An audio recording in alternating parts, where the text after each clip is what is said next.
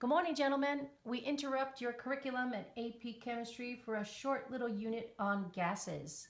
The chemistry of gases is chapter 5 in your textbook and chapter 5 in your study guide. The problems in your study guide are going to be really helpful.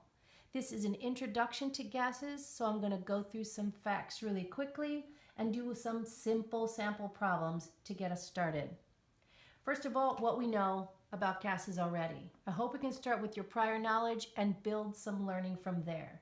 You already know that the noble gases, helium, neon, krypton, argon, xenon, and radon, are monatomic gases. Hydrogen, oxygen, nitrogen, fluorine, and chlorine are diatomic gases. They're part of that group of diatomic elements, and these are the ones that happen to be gas. What you may not know or haven't thought about was all the covalent compounds that are actually in the gas phase at standard temperature and pressure. It's going to be helpful for you to be able to recognize these so you will know when you can use gas phase stoichiometry or other functions about gases. So ammonia is a gas at standard conditions, methane, hydrogen chloride, hydrogen fluoride, and hydrogen bromide are gases at standard conditions. Normally we see these as acids, but those are when they are in the aqueous phase. So when HCl is dissolved in water, it becomes hydrochloric acid. Hydrogen fluoride in water, hydrofluoric acid. Hydrogen bromide in water, hydrobromic acid. Nitrogen monoxide and nitrogen dioxides are found in the atmosphere, as is sulfur dioxide. These are all common pollutions or pollutants. Hydrogen sulfide, hydrogen cyanide, and of course you know carbon dioxide and carbon monoxide, the last two here. The point is all of these are covalent compounds. They're all small in molar mass. They are all gases at standard conditions. We're going to start talking about things you probably already know about the properties of gases. First, gases are less dense than other states of matter. This seems pretty obvious. Less dense than a liquid and certainly less dense than a solid. But let's try to quantify that. Here I have a little beaker with 1 mole of water. 1 mole of liquid H2O takes up 18 milliliters of volume. Water has a density of 1 gram per milliliter, and water has a molar mass of 18 grams per mole. So 1 mole of liquid water will take up 18 milliliters of volume. But boil it or evaporate it, expand it into a cloud of water vapor, and that H2O gas takes up 22,400 milliliters of volume, over 1,200 times more volume. This proves that any gas sample is mostly empty space. The particles take up very little volume in a typical gas sample. So like a mole of water is 1,200 more times volume than the same amount in liquid, proves to you that any gas sample is mostly empty space. Next thing we know.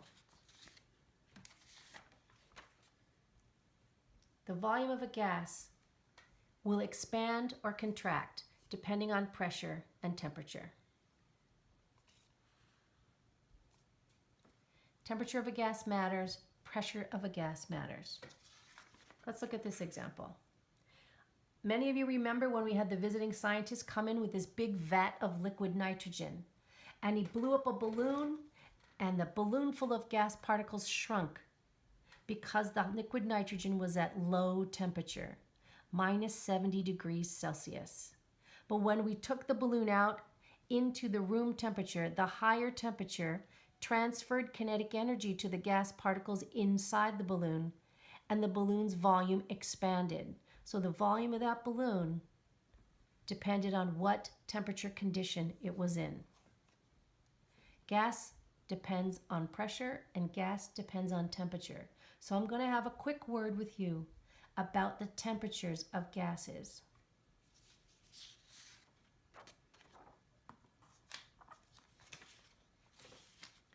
When we calculate gas properties, when we calculate gas equations, we use gas temperature measured in Kelvin. So gas temperature is measured and calculated in kelvins. Remember, Kelvin is the absolute temperature scale. Every degree Celsius is the same size as a degree Kelvin. But to convert from Celsius to Kelvin, you have to add this factor, 273. 0 degrees Celsius, the freezing point of water, add 273, that would be 273 Kelvin degrees. If you're given a temperature in Celsius and you're using it in a gas calculation, you're going to have to convert it to Kelvin.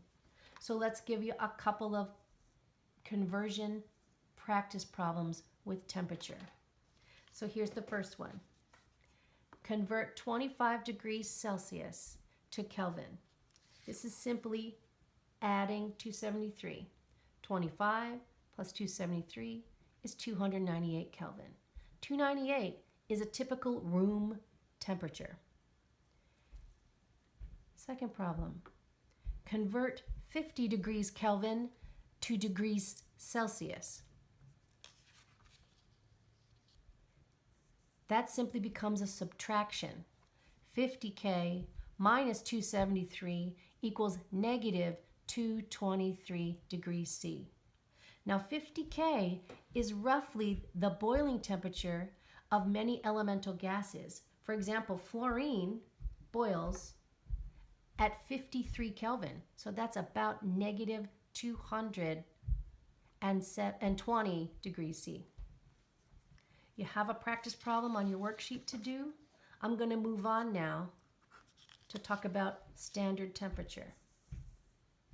When we compare things in chemistry, we have to do things at the same conditions. So one condition is standard temperature. Standard temperature is 273 Kelvin. That means standard temperature is 0 degrees C, roughly the melting point or freezing point of water. So about the temperature of ice cubes is standard temperature. We also have to talk about standard pressure. Temperature matters for gases and pressure matters for gases. So when we compare gases or when we use them in reactions, often we refer to standard pressure. The International System of Units lists Pascal as the unit of pressure. So standard pressure is 101,325 pascals. That's a lot of pascals.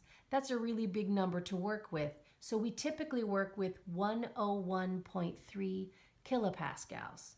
kPa will be found in a lot of different problems you'll work with. This pressure in kilopascals is equivalent to a column of mercury that is 760 millimeters tall.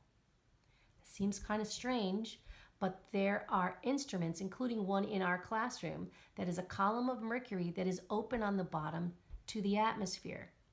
And the pressure in the atmosphere pushes down on that column of mercury, and the mercury is able to elevate up a tube to a distance of 760 millimeters when the pressure is normal 1 atmospheric pressure. When it's a little high pressure, it'll be 761. When it's a little low pressure, it'll be 750. So we can read the barometric pressure using a column of mercury. Some problems will call that column of mercury torr, 760 torr. But all of these are equivalent to 1 atmosphere of pressure. And 1 atmosphere comes from the pressure on Earth at sea level with exactly 1 of the Earth's atmosphere over the top of your head. You might have to do some pressure conversions. They might give you pressure in one unit and you will need to use it in another. So let's do a little pressure conversion practice.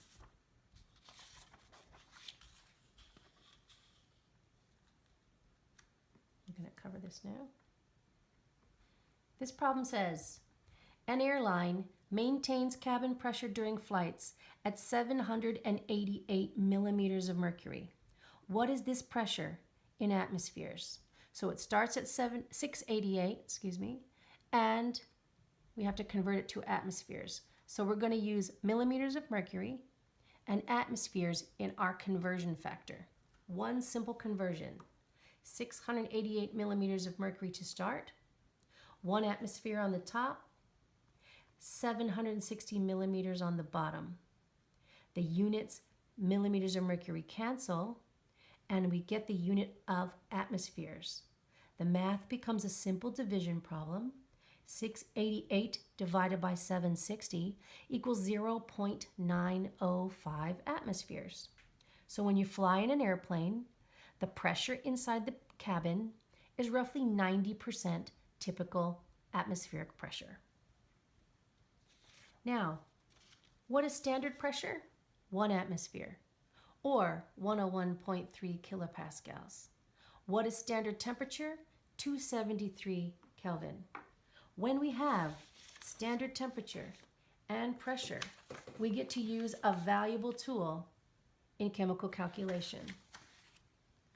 At standard temperature and pressure, all gases, no matter what they are, will have the same volume if there are the same number of particles.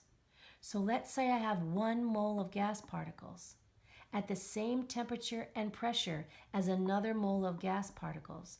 They automatically will take up the same volume.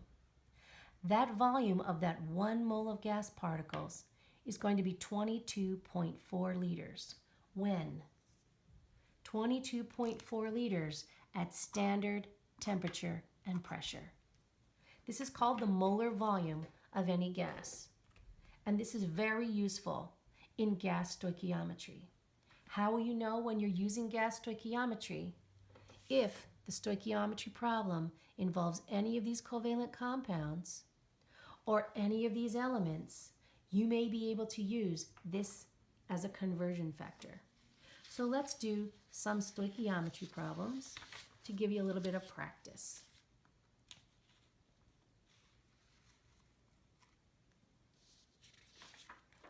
All right, here's an example of gas stoichiometry. For the reaction at STP, check it out. I told you STP. That's a big hint that you're going to be able to use 22.4 liters equals 1 mole. CH4 plus 2O2 becomes CO2 and 2H2O. Well, let's have a look. Methane, right there. Methane's a gas. You already happen to know oxygen's a gas. And of course you recognize that carbon dioxide is a gas. At STP, probably water is not a gas. At STP, water is probably a liquid, or it could be a solid, or somewhere in between. So these three, 1, 2, 3, I can use that 22.4 liters equals 1 mole relationship in the stoichiometry. So let's read the problem. React 7.5 liters of methane. How many liters of oxygen are used? And how many liters of carbon dioxide are made?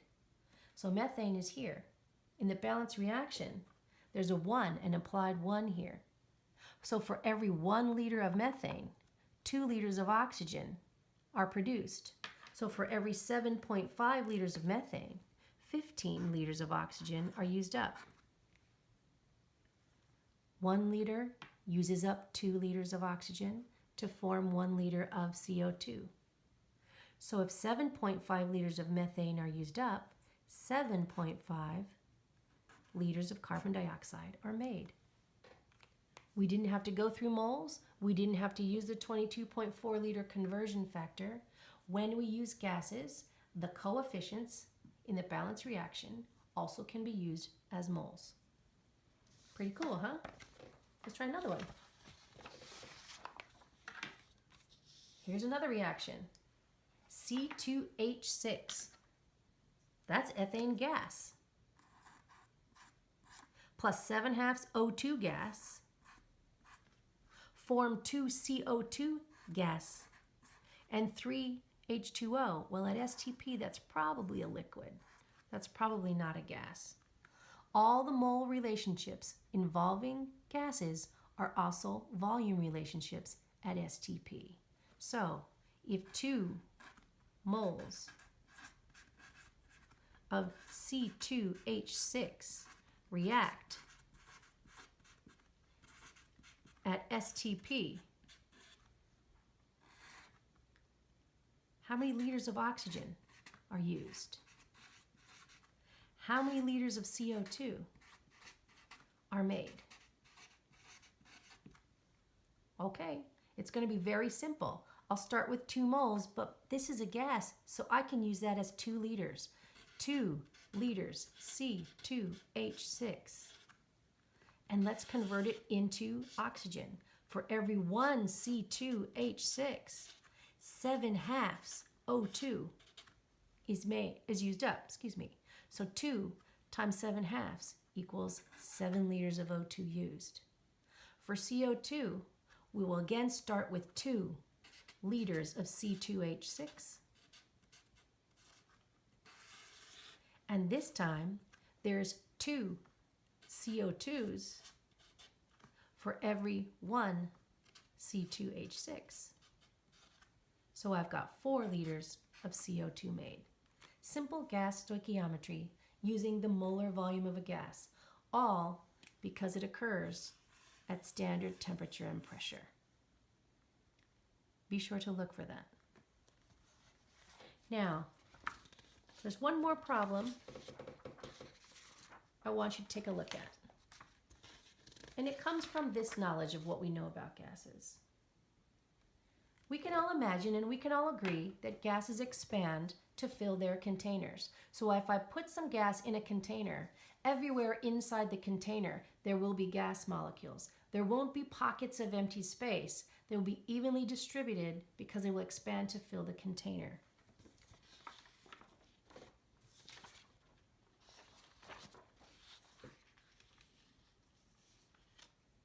That means we are able to do problems like this.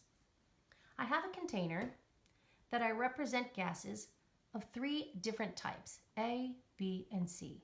Gas A is pink, gas B is black, and gas C is yellow.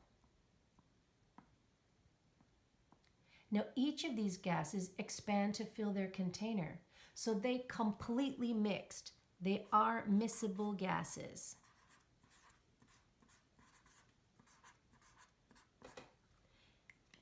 That's one property of gases that helps us out tremendously, their miscibility. So these gases are completely miscible. They're always moving at the same temperature. They're all moving constantly. So the total pressure in the vessel, if it's 6 atmospheres, then each of these gases contributes to that pressure. Each of these gases have a partial pressure. And we can determine the partial pressure due to each gas. So let's figure out the partial pressure due to gas A. Let's see, gas A has 4 particles, 1, 2, 3, 4, out of a total of 14 total particles. And I take that fraction times the whole pressure, and I get 1.7 atmospheres as the partial pressure for gas A. Let's look at gas B. Gas B, 1, 2, 3, 4. Also 4 particles out of 14. So 4/14 of the 6 atmosphere of pressure is coming from gas B. So that's 1.7 atmospheres of pressure. And gas C, 1, 2, 3, 4, 5, 6. 6 particles out of the total of 14 is gas C. So 6/14 of the pressure equals 2.6 atmospheres. Now if you total these up, 1.7 plus 1.7 plus 2.6 all adds up to 6.0 atmospheres. This pressure came from the partial pressure exerted from each of the gases in a mixture.